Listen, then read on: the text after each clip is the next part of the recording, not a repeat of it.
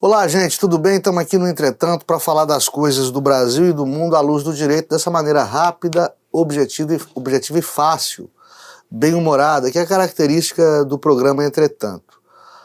Hoje nós vamos falar de Bolsonaro no Centrão, da estátua do Borba Gato, das Olimpíadas de Tóquio.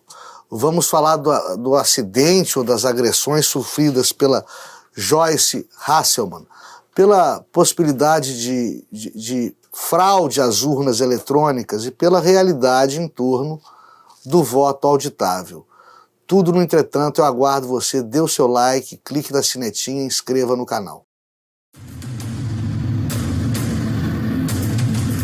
Eu não me ajoelho com politicamente correto, não, porra. O juiz não tem que entrar em pilha de mídia, tem que atuar fazendo justiça.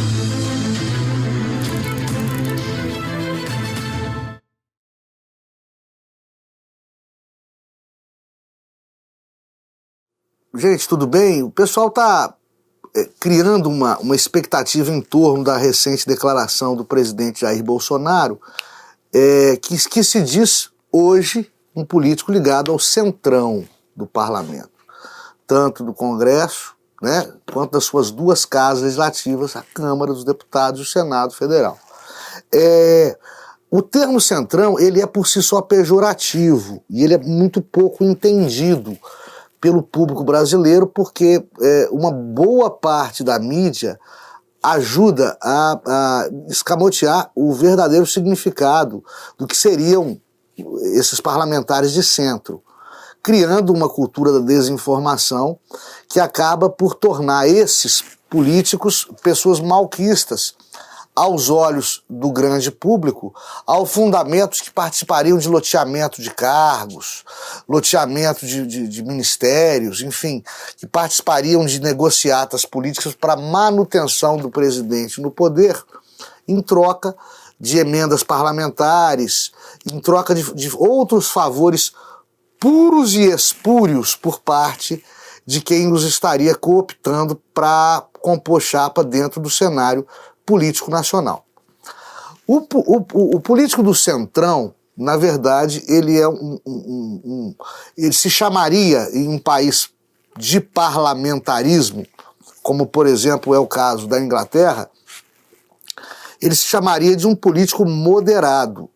É um político que não se deixa levar por ideologia política nem de esquerda nem de direita. Ele é um pragmático que procura ver a gestão da coisa pública como uma modalidade de serviço técnico que ele, político, que ele, parlamentar, tem ou não condição de contribuir no aperfeiçoamento, na confecção desse determinado serviço. Ou seja, é um político que não se filia a movimentos de esquerda e nem a movimentos de direita, tem um pensamento livre e que por isso pode ancorar o seu barquinho de um lado ou do outro lado, através de negociações, sim, negociações políticas. Esse é o político de centro. É claro que dentro dessa definição técnica, política, do que seria o parlamentar do centrão, ocorreram e podem estar ocorrendo hoje deturpações, né? Depravações, desonestidades. Algo que está em cima do pano ainda não veio a lume. Mas o fato do presidente Bolsonaro largar a extrema-direita, que ajudou a elegê-lo, né? PSL, Joyce Hasselmann, Kim Kataguiri, Alexandre Frota, esse pessoal que já o abandonou, ele abandonou esse pessoal, acredito mais na segunda hipótese, o fato dele buscar aliados de centro deveria ser visto com bons olhos por parte da grande mídia e por parte do grande público em geral, porque significa que ele está procurando o quê? Coalizão, paz, está procurando evitar confronto. Aliás, o presidente Jair Bolsonaro está procurando evitar confronto o tempo todo. Ele tem sido provocado por outros políticos, por outras ideologias, por outros poderes o tempo todo. Não defendo gratuitamente político algum, não defendo ideologicamente corrente doutrinária política alguma. Vocês conhecem esse programa é técnico. A gente procura trazer o fato jornalístico desbaratado de conteúdo ideológico, desbaratado de desinformação, livre de desinformação, e esse fato jornalístico é que o presidente Jair Bolsonaro, muito embora seja visto por muitos como um político brigão, um político atilado, um político raivoso, tudo que ele tem mostrado, ele é um pré-candidato, um candidato à presidência da República, que quase morreu vítima de um suposto doido vinculado a um partido de esquerda, ele que quase deu sua vida ao país para se eleger presidente da República. Ele não tem sangue nos olhos, ele tem procurado fazer coalizões. E o resgate dos políticos de centro dentro do governo Bolsonaro, tecnicamente falando, é uma tentativa do presidente da República de evitar polarizações. Deveria ser visto desta maneira, como uma boa tendência, uma tendência moderada de governo daqui para frente. E se acostumem vocês se o semipresidencialismo realmente for a bola da vez. O semipresidencialismo, que é um parlamentarismo disfarçado, né, vai gerar todo esse tipo de coalizões, vai dar uma importância muito maior ao centrão desses moderados, vai ser o centrão desses moderados que irá governar o Brasil. Né? Vocês não queiram esperar que com semipresidencialismo, PSOL, o PT, o PSL vai governar a nação, não. Porque não vai.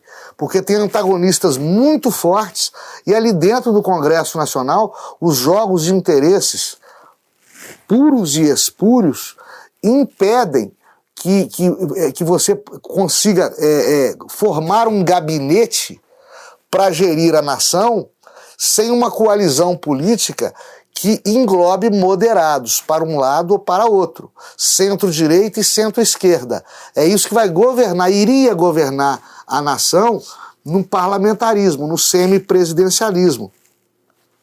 É o que o brasileiro já disse não no plebiscito, lá no início da década de 90, né?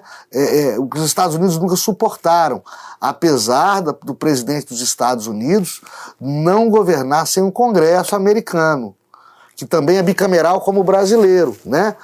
Democracia americana que é semidireta. Justamente, eu estudei muito as eleições, o direito eleitoral norte-americano nas últimas eleições que deram bolo, aquela discussão entre Biden e Trump sobre fraude ou não fraude de voto escrito, enfim, uma corrente muito forte dentro do Partido Democrata, querendo abolir a eleição semidireta, né, pela eleição direta, como é no Brasil, um eleitor, um voto. Está na história do direito norte-americano, no direito dos Estados Unidos, o motivo da eleição semidireta, né? Para evitar ditadores eleitos, para evitar loucos eleitos, para dar a chance do Congresso americano, o Congresso Nacional americano, sobretudo do seu Senado, dar a chance de conter eventuais erros eleitorais que ponham pessoas extremamente danosas para a nação americana na presidência da República.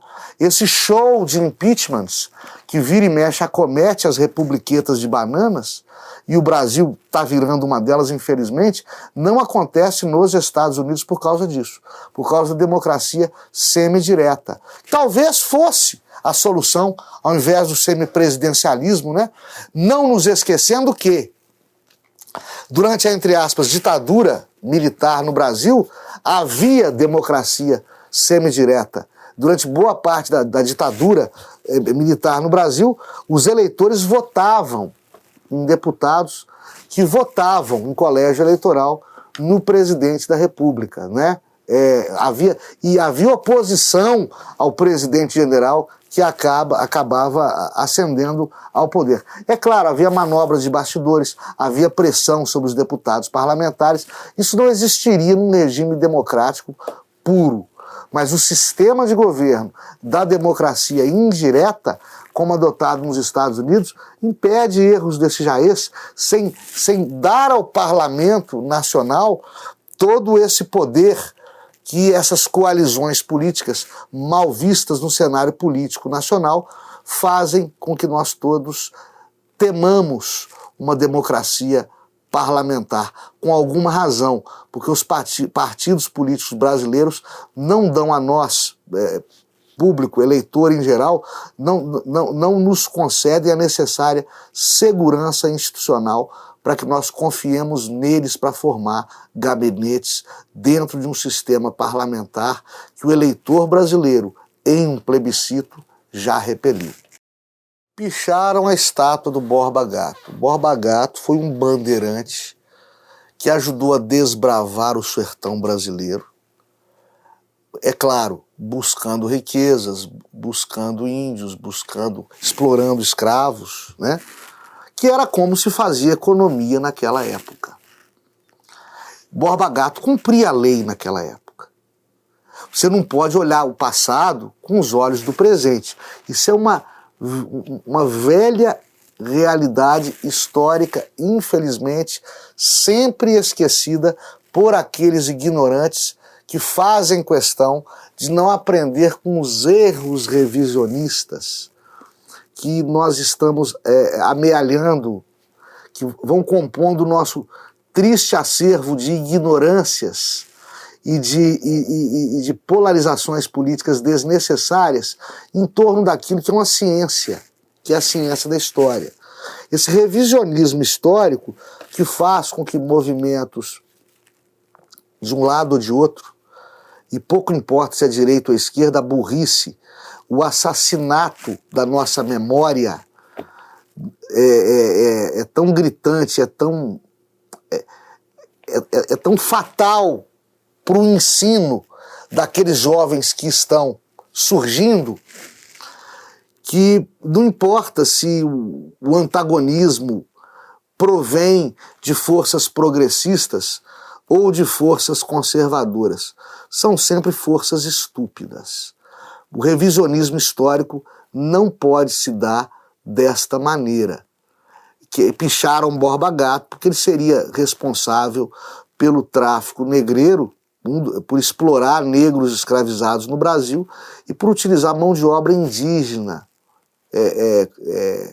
também obtida à força.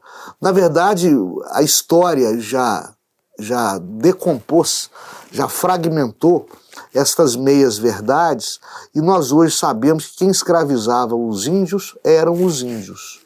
As tribos tupis guaranis, elas, com apoio do europeu, do português, elas capturavam índios de outras tribos para ceder esses indígenas capturados em guerra para trabalhar junto aos portugueses, naquilo que ainda era o Brasil colônia rural, com sertões ainda não desbravados. Só que o indígena brasileiro se mostrou tão letárgico e os padres jesuítas, vindos da Europa, se afeiçoaram tanto aos indígenas brasileiros que há, inclusive, cartas do padre Antônio Vieira, né? E olha como é que isso nos mostra que não dá para olhar a história com os olhos do presente. Há cartas do padre Antônio Vieira solicitando do governo português que mandasse para o Brasil negros cativos, para que assim os indígenas, que já eram cristãos, que já tinham sido convertidos pelos padres jesuítas ao cristianismo, pudessem compor as missões jesuíticas em paz, sem terem que trabalhar nas lavouras, no serviço pesado das fazendas de lavoura de cana-de-açúcar e café, que era a economia que então forçava o desbravamento do sertão brasileiro. Borba Gato foi um personagem desses todos. Aquela história o materialismo histórico, que é defendido inclusive por Karl Marx, nos mostra que falou em história, falou em economia, falou em incentivo. O cara para desbravar, o cara para inventar, o cara para descobrir, ele tem que ter incentivo financeiro. Borba Gato utilizou legalmente daquilo que era, naquela época, o incentivo financeiro legítimo para desbravar as nossas matas, os nossos sertões, para ajudar a tornar o Brasil um país continental como hoje o é. Um país continental, né, com o idioma único. Somos uma raridade no mundo, graças a caras como Borba Gato, Anhanguera, Fernão Dias, Marechal Rondon. Os caras são atacados hoje pelo politicamente correto. Na época não existia isso. É igual fizeram com o general Grant nos Estados Unidos. O general Grant a Guerra da Secessão Americana, vocês sabem disso, que indispôs o norte contra o sul dos Estados Unidos e criam aí a primeira falácia histórica, né? Que a guerra foi por causa da abolição da escravidão. O norte queria abolir a escravidão, o sul não queria abolir a escravidão. E por isso brigaram, o norte era bonzinho, o sul era malvado. Não tem nada disso, aconselho, super recomendo o livro Lincoln, do Gore Vidal. Gore Vidal, um recém-falecido, mas por quase um século, foi um grande pensador e cronista da esquerda americana. Nem ele comete o despautério de criar esse maniqueísmo, norte bonzinho, sul malvado. O Lincoln era, sim, o presidente dos Estados Unidos. O Lincoln era anti-escravagista, ele não era abolicionista. Ou seja, ele não queria mais comprar escravos, ele não queria mais fazer escravos, mas ele era contra libertar os escravos então existentes nos Estados Unidos por questões econômicas. E ele colocava isso em pauta no Congresso americano. O Sul se revoltava, o Sul dos Estados Unidos se revoltava porque não tinha indústria, não tinha dinheiro da União, não tinha incentivo financeiro. Olha a gente falando de incentivo de novo. Não tinha incentivo financeiro da União e agora ainda queriam tomar os seus escravos. Ou seja, a questão da escravidão foi a gota d'água no copo. E por isso houve. O Sul dos Estados Unidos falou: vamos nos libertar, vamos criar um outro país. Isso foi a guerra da secessão, de seccionar, da sucessão, secessão, seccionar. Isso fez com que os estados do norte fossem para a batalha contra seus irmãos do sul, para evitar uma fragmentação do país Estados Unidos da América. Esse é o motivo da guerra da secessão. Ponto final. E o Lincoln, que era o bonzinho, era do Partido Republicano. O Partido Republicano era o bonzinho da época, vejam vocês, né? O outro partido do Sul eram os Tories da época. Hoje nem existe mais esse país, esse partido com essa força toda. E o general Grant, Ulysses Grant, era um cara anti-escravagista, abolicionista, que jurou defender os Estados Unidos da América, né, a União dos Estados Unidos, o Exército da União, só que ele tinha parentes no Sul, ele era do Sul. E ele, por fidelidade aos seus parentes, ele lutou pelos exércitos do Sul. Viveu aquele dilema, lutou contra os seus ideais, lutou contra os seus princípios. E por isso o general Grant é uma figura histórica lendária e muito bonita. Mesmo assim, derrubaram a estátua do Ulysses Grant. Por quê? Vendo o passado com os olhos do presente. Um revisionismo histórico ridículo, que não tem lado, não tem esquerda e não tem direita. Tem fundo, o fundo do poço. Isto é burrice. Não é assim que nós vamos ensinar história. Não é assim que nós vamos interpretar história para os nossos jovens. Tenho 22 anos como juiz de direito, grande parte deles intermitente, intercalada, dedicada à justiça eleitoral, como juiz eleitoral. Sempre com as urnas eletrônicas. Vou lhes dizer que nunca presenciei traço algum de fraude em urna eletrônica. Não desconfio da idoneidade das urnas eletrônicas. Não entendo quando o presidente da República diz que houve fraude nas eleições passadas, que ele ganhou.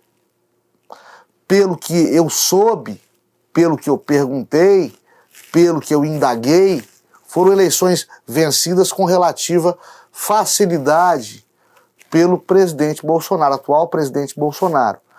Poderiam ter sido ganhas no primeiro turno, mas por uma questão de polarização política sobrou para o segundo. Eu não vi fraude no primeiro turno das eleições presidenciais e jamais vi fraude na utilização de urnas eletrônicas em quaisquer eleições que eu já tenha presidido ao longo de 22 anos de carreira. Então não duvido da idoneidade delas. Agora, são urnas antigas, obsoletas, né? Não tem nada tão bom que não possa melhorar.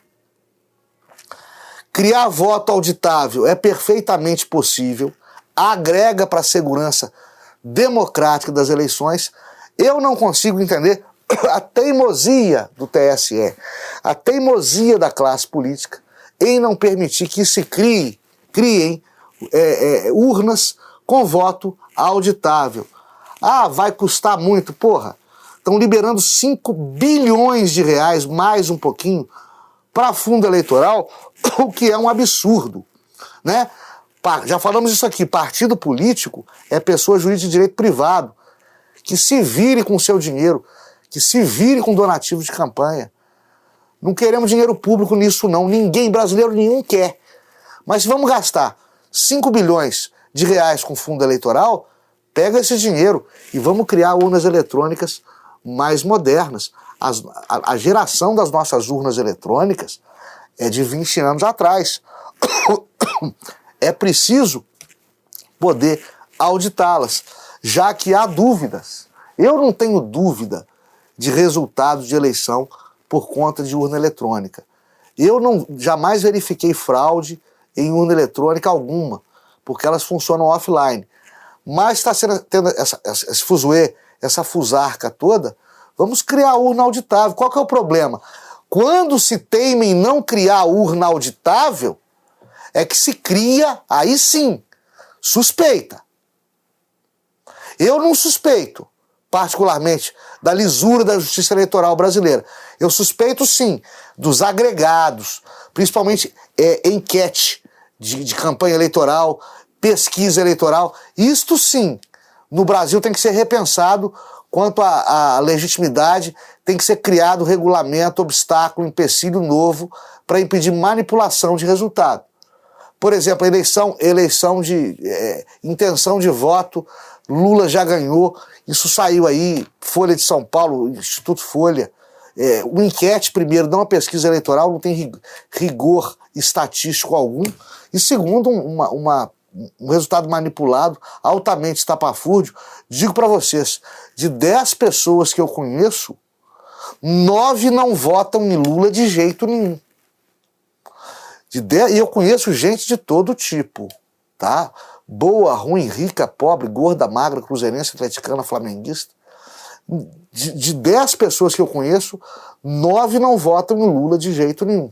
Então não sei se foi dentro do PCC, se foi numa comunidade carente, ribeirinha, ou se foi dentro de um presídio de segurança máxima que se fez essa enquete. Eu desconfio de enquete eleitoral, de instituto de pesquisa, apesar de ter gente séria também, mas o estrago é tremendo por parte dos desonestos. De resultado de urna eu não temo, eu não tenho medo, mas acredito que está na hora de modernizar sim. E é muito fácil para o Brasil fazê-lo e acabar com essa discussão inútil, tá bom? Joyce Hasselmann aparece espancada, diz que não lembra e que quer apurar. Oh, meu Deus do céu. Deputada, a senhora comete um desserviço para as mulheres. A senhora debocha da violência doméstica com isso. Tecnicamente, cientificamente, ninguém apanha desacordada igual a senhora apanhou desacordada. O primeiro catiripapo, se a senhora estivesse dormindo, a senhora acordava. Isso a perícia, uma perícia séria, vai detectar. Agora, se a senhora foi agredida, até para proteção de outras mulheres vítimas de violência doméstica, para preservar o ideal de abolir a violência doméstica dos nossos lares, a senhora tem a obrigação de abrir o jogo, abrir o bico e revelar essa farsa aí. Dizer que a senhora estava dormindo e que foi agredida sem acordar, isso ninguém aceita. Aliás, o movimento feminista deveria agir nesses casos, como deveria ter agido no movimento por ocasião do depoimento da Nise Yamaguchi, a CPI da Covid, sabe?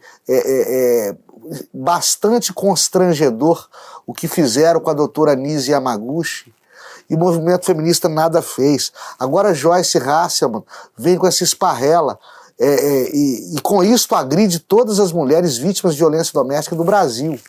Porque é impossível que tenha acontecido o que ela falou que aconteceu.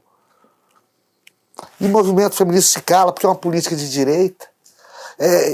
O movimento feminista está mostrando que não está de olho em preservar a mulher, em ajudar a mulher. Está de olho em fazer esquerda, em fazer política ideológica de esquerda. Mostrou isso no caso Nise Yamaguchi, mostra isso no caso Joyce Hasselman, que é uma boa deputada, gosto de alguma coisa do que ela faz, sim, tem algum apreço pela linha de trabalho dela, mas ela não pode querer engrupir gregos e troianos com essa historinha. A mulher brasileira, a mulher do mundo, sofre muito com violência doméstica, né?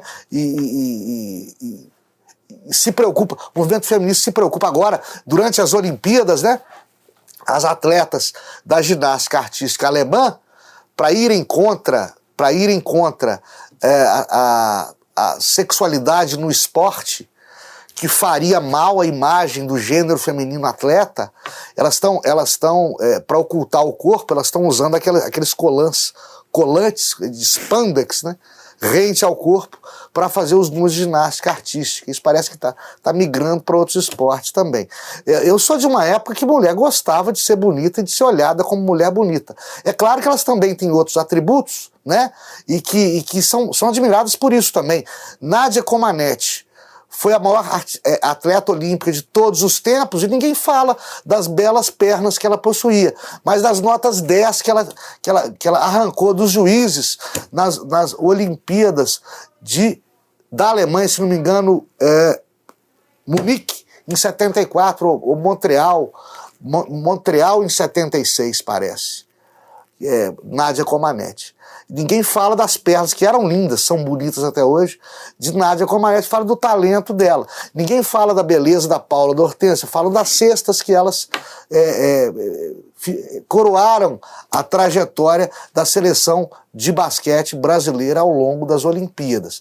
Agora vem a atleta alemã querer esconder que é bonita. E não conseguem, não. São lindíssimas, ficaram mais bonitas, mais sexys ainda com aqueles colãs, né?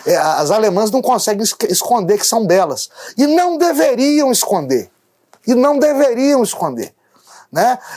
Pelo amor de Deus, senhoras feministas, não prestem atenção em mim.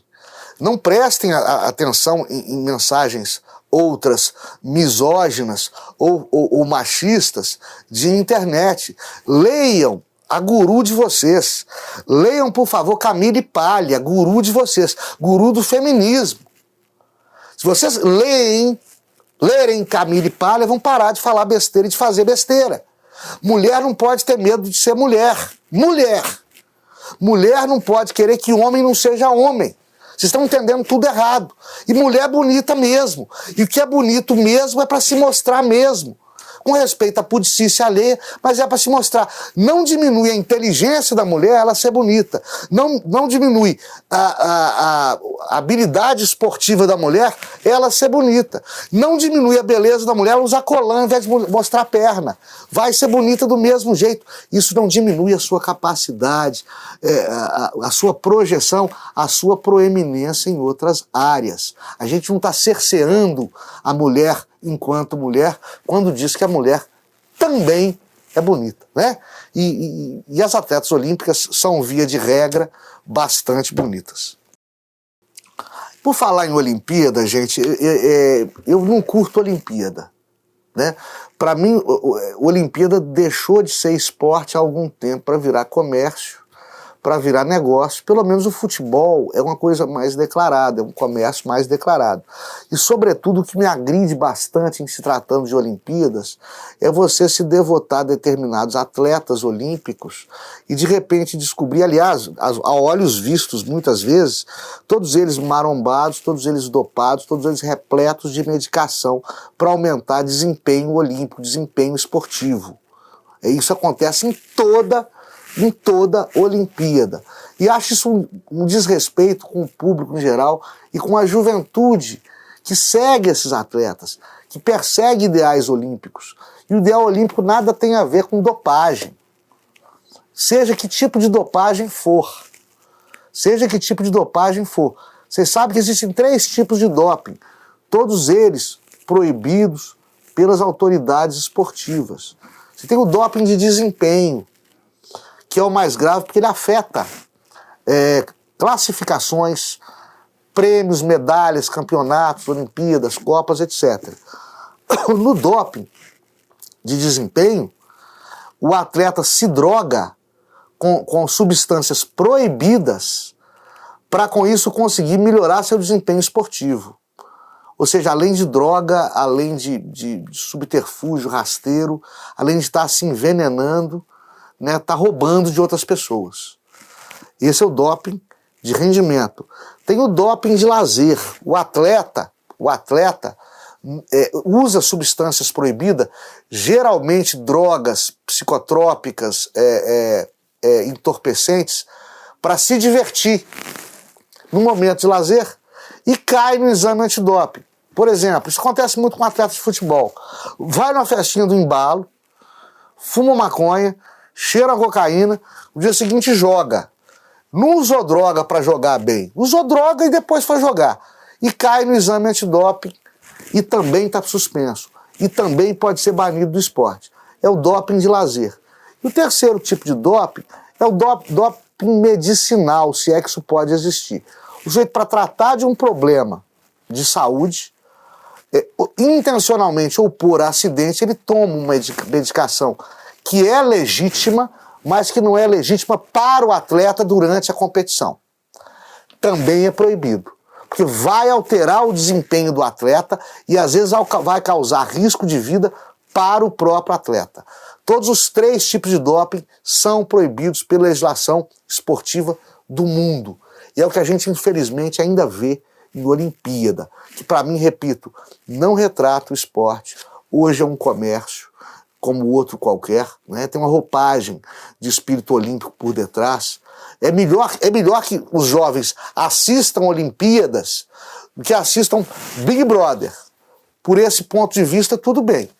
Mas está muito longe do ideal olímpico, que eu acho que deveria ser gabaritado, otimizado durante eventos dessa natureza, e não se propagar e tornar mais meritório o lado comercial das Olimpíadas, que existe sim, é estímulo econômico sim, precisa haver sim, precisa existir sim, mas sem burlar as regras do esporte saudável, do desporto, como está contido na nossa Constituição Federal e que absolutamente abomina truques sujos ligados a doping para fazer resultados durante Olimpíadas ou qualquer outra espécie de campeonato, de torneio esportivo do Brasil e do mundo. Dê o seu like, clique na sinetinha e inscreva-se no canal.